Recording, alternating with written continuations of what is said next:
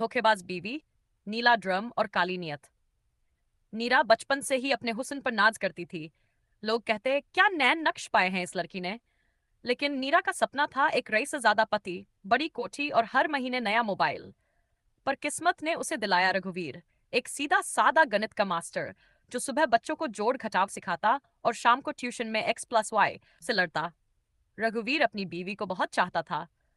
उसे रोज फूल लाकर देता, हर रविवार उसके लिए आलू के परांठे बनाता। लेकिन नीरा को इनमें सिर्फ बोरियत दिखती थी। वो सोचती, ऐसे जीवन में तो मुन्नी भी मस्त है जो अगले गली में पकौड़ी बेचती है। कम से कम रोमांच तो है। एक दिन नीरा फेसबुक पर स्क्रॉल कर रही थी कि एक मैसेज आया। हाय ब्यूटीफुल। नाम था विनय शर्मा।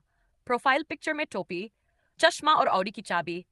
नीरा का दिल फिसल गया, जैसे पुराने टाइम्स के सिरप में रसगुल्ला। धीरे धीरे बातों का सिलसिला चला, फिर चैट, फिर वीडियो कॉल, फिर चोरी छुपे कॉफी डेट। विनय हमेशा कहता, तुम रघुवीर जैसे आदमी के साथ क्यों बर्बाद हो रही हो। मैं होता तो तुम्हें ताजमहल में रखता। नीरा हंसी, ताजमहल छोड़ो, पहले उससे पीछा छुड़वाओ। विनय ने हंसते हुए कहा, डील डन। नीरा ने सोचा, रघुवीर को कोई बीमारी हो जाती, एक्सीडेंट हो जाता या फिर कोई जादू टोना। लेकिन नहीं, उसके दिमाग में एक नीला ड्रम घूमने लगा जो रघुवीर पिछले महीने कबाड़ी से लाया था। उस रात नीरा ने एक नई डायरी निकाली और लिखा, मिशन ड्रम। स्टेप 1, रघुवीर को नींद की गोली देना। स्टेप 2, उसे काटना टुकड़ों में नाप के हिसाब से। स्टेप 3, ड्रम में फिट करना। स्टेप 4, एसिड, नमक और ऊपर से गुनगुनी मिट्टी।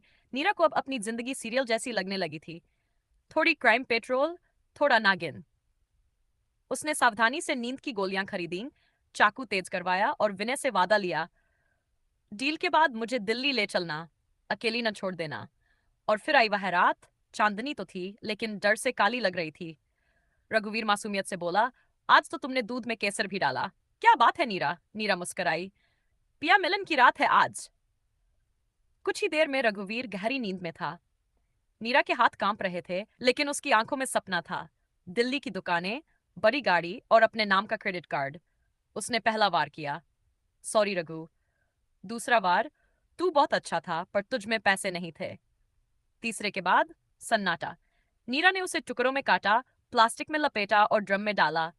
ऊपर से एसिड डाला और उसका मोबाइल तोड़कर फर्श में बहा दिया। अगले दिन वह कॉल कॉल खेलती रही। हाँ जी मम्मी जी, रघु जी गांव गए हैं, चाचा बीमार हैं। हर किसी को यही कहानी सुनाई। लेकिन जब तीसरे दिन तक भी रघुवीर नहीं लौटा तो पड़ोसन शांति का शक बढ़ा। अजी बिना बताए गया और फोन भी बंद। नीरा बोली, अरे गांव में नेटवर्क नहीं होता। शांति की भौं टेढ़ी हो गई।